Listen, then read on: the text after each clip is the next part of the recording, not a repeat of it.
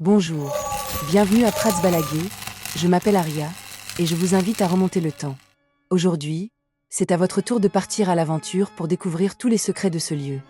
En cliquant sur les zones interactives, reconnaissables au symbole de l'œil, vous ferez apparaître en réalité augmentée les paysages d'hier et d'aujourd'hui, ainsi que le rôle historique et spirituel de la chapelle de Prats Balaguer. Avancez à votre rythme, laissez-vous guider par votre curiosité et écoutez ce que le territoire a à vous raconter. Chaque point de vue, chaque détail, a une histoire à partager. Perché à plus de 1300 mètres d'altitude dans les montagnes des Pyrénées catalanes, le hameau de Prats Balaguer surplombe la vallée de la Tête, offrant un point de vue stratégique sur les vallées environnantes. Ce lieu isolé a vu se succéder les populations depuis le Haut Moyen-Âge, vivant de l'élevage, de l'agriculture et des chemins de transhumance qui reliaient autrefois Fontpédrouse à la Catalogne espagnole.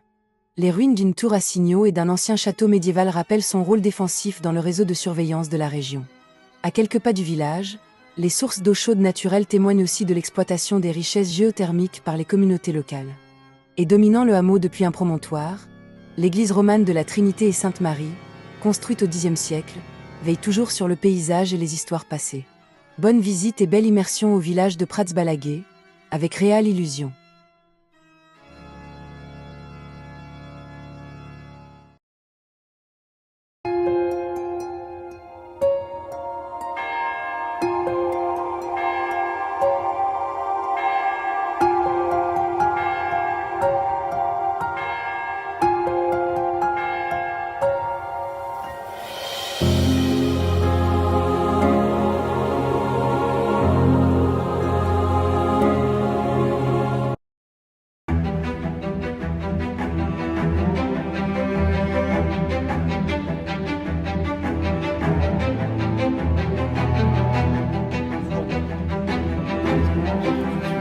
Parce que ça varie.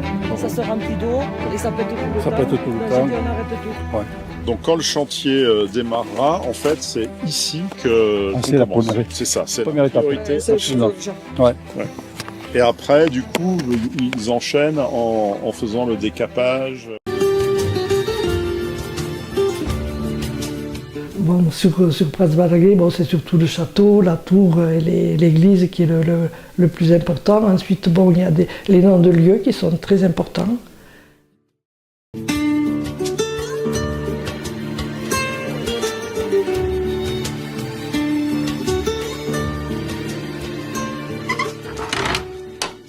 Alors l'église, elle est dédiée à la Trinité et à Sainte-Marie. C'est une église de l'an 1000, c'est une église romane. Donc au départ, il y avait juste la nef.